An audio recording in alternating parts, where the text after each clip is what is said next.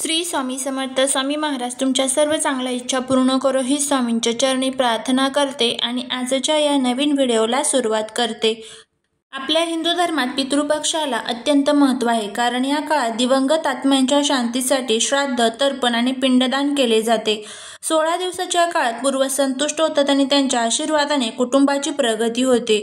यावर्षी पितृपक्षाची सुरुवात ही 7 सप्टेंबरपासून झालेली आहे आणि समाप्ती ही 21 सप्टेंबरला सर्व पितृ अमावस्येला होणार आहे. या काळात पूर्वजांचे आत्मे पृथ्वीवर येऊन आपल्या वंशजांकडून अन्न आणि पाणी स्वीकारतात, अशी धार्मिक श्रद्धा आहे.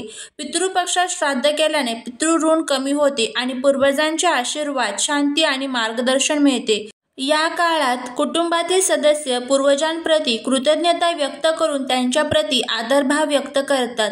पितृपक्षाच्या पूर्वजांच्या तिथीनुसार श्राद्ध केले जाते.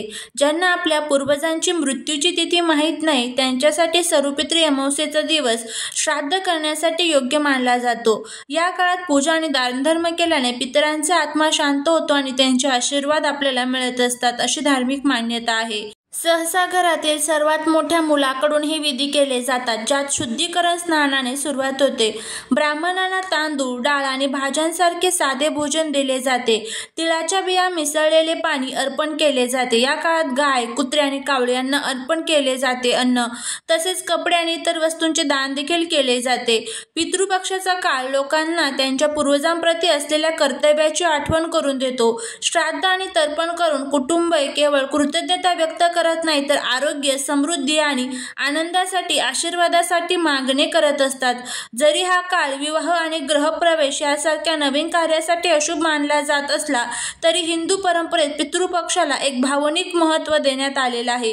या पितृपक्षामध्ये आपण काही महत्त्वाचे नियम आणि त्याचबरोबर काही महत्त्वाचे उपाय जर आपण केले तर त्याचा खूप चांगला फायदा जो आहे तर तो आपल्याला होत असतो. तर या पितृपक्षामध्ये तुम्हाला एक अतिशय प्रभावी असा उपाय करायचा आहे.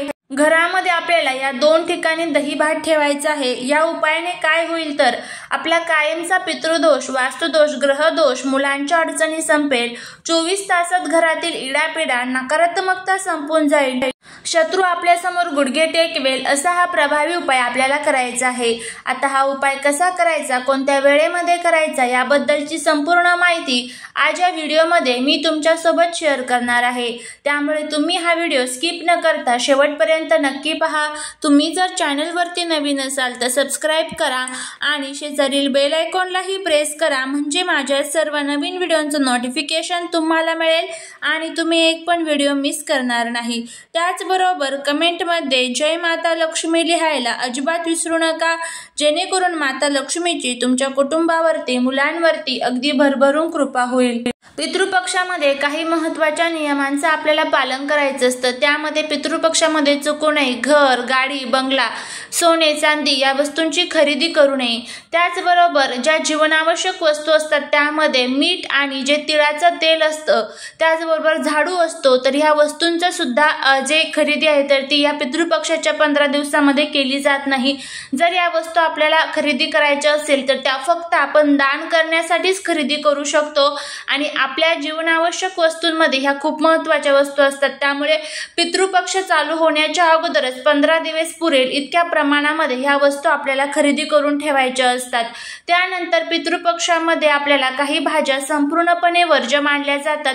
त्यामध्ये तुम्ही चुकूनही कांदा, लसूणचं सेवन करू नये. तामसिक पदार्थामध्ये तुम्ही नॉनव्हेजचं सेवन चुकूनही करू नये.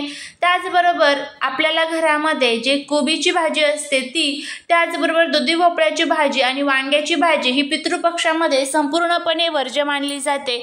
तर ह्या 3 भाज्या सुद्धा तुम्हाला या पितृपक्षामध्ये खायच्या नसतात. त्याचबरोबर पितृपक्षामध्ये चुकूनही आपल्या पूर्वजांचा आपल्याकडनं अपमान होणार नाही याची आपल्याला काळजी घ्यायची असते. त्याचबरोबर दही भात हा आपल्या घरामध्ये या पितृपक्षामध्ये ठेवणं हे इतकं महत्त्वाचं का मानलं जातं तर बघा, दही भाताचा नैवेद्य दाखवल्याने पितरांना शांती मिळते आणि त्यांच्यामुळे होणारा पितृदोष दूर होतो.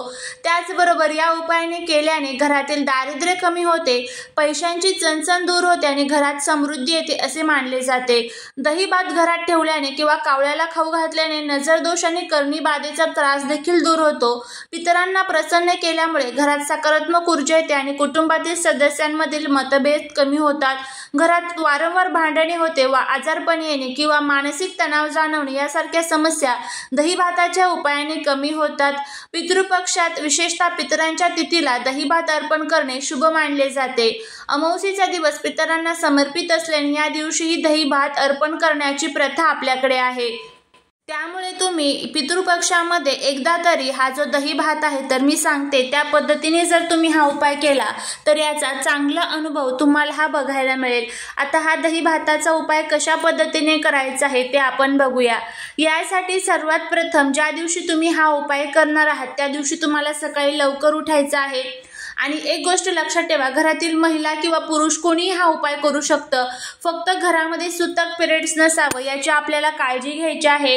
त्याचबरोबर उपाय करत असताना मनामध्ये कुठेही किंतु परंतु येऊन द्यायचं नाही. आता या उपायाने आपल्याकडे लाखो रुपये येतील मी असं अजिबात म्हणणार नाही, पण एक प्रकारची शांती, समृद्धी, त्याचबरोबर आलेला पैसा नक्कीच टिकून राहील. घरातील जे भांडण कटकट असतात तर ते कमी होतील. नजरबाधेचा जो दोष आहे तर तो सुद्धा दूर होईल. तर आपल्याला काय करायचं आहे, अंघोळीच्या पाण्यामध्ये थोडीशी हळद टाकून त्यानंतर आपल्याला अंघोळ करायची आहे. त्यानंतर तुम्हाला थोडेसे तांदूळ घ्यायचे आहे आणि हे तांदूळ स्वच्छ धुवून त्यानंतर याच्यापासून तुम्हाला भात शिजवून घ्यायचा आहे. भात तुम्हाला 2 प्लेटमध्ये काढून घ्यायचा आहे आणि ह्या भातावरती तुम्हाला थोडं थोडं दही जे असतं तर ते टाकायचं आहे. दही टाकायला अजिबात विसरू नका. भात शिजवत असताना त्यामध्ये तुम्हाला अळणी भात जो आहे तर तो शिजवायचा आहे, म्हणजे मिठाचा वापर हा चुकूनही करायचा नाहीये.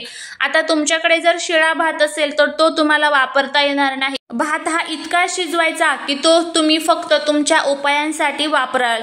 तो नंतर उरलेला भात घरामध्ये तुम्हाला वापरता येणार नाही. त्यामुळे थोडासा अगदी शिजवला तरीही चालेल. त्यानंतर आता त्या प्रत्येक प्लेटमध्ये तुम्हाला थोडेसे काळे तीळ जे असतात तर ते टाकायचे आहे. आता पहिली प्लेट जी आहे तर ती तुम्हाला तुमच्या हातामध्ये घ्यायची आहे आणि पहिली प्लेट तुमच्या जो घराचा शेवटचा भाग आहे ना तर तिथे जायचं आहे. प्रत्येक भिंतीला ती प्लेट टच करत यायचं आहे आणि थोडा थोडा त्यातला दही भात जो आहे तर तो प्रत्येक कोपऱ्यामध्ये तुम्हाला टाकायचा आहे. अगदी 2-2 3-3 दाणे जे असतात भाताचे तर ते तुम्हाला प्रत्येक कोपऱ्यात टाकायचे आणि मनामध्ये श्री स्वामी समर्थ किंवा ओम पितृदेवाय नमः या मंत्राचा जप करत राहायचा आणि आपल्या मुख्य दरवाजापर्यंत यायचं.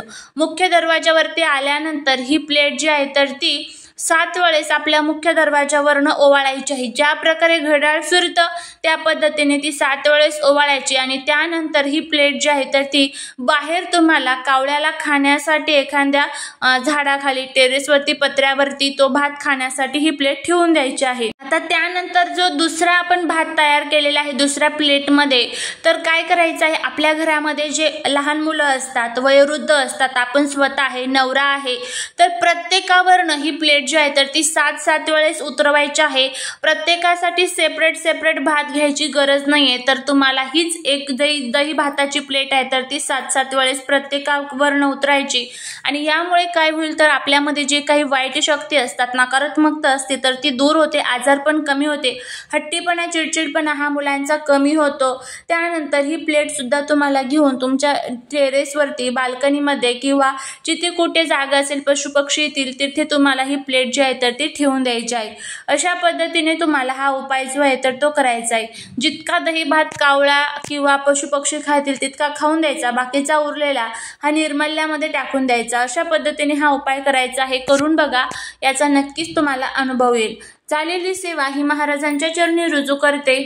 व्हिडिओ जर आवडला असेल तर लाईक, शेअर आणि सबस्क्राईब करायला विसरू नका. भेटूया पुढच्या एका छानशा नवीन व्हिडिओत एका नवीन माहितीसोबत. कमेंटमध्ये श्री स्वामी समर्थ लिहा.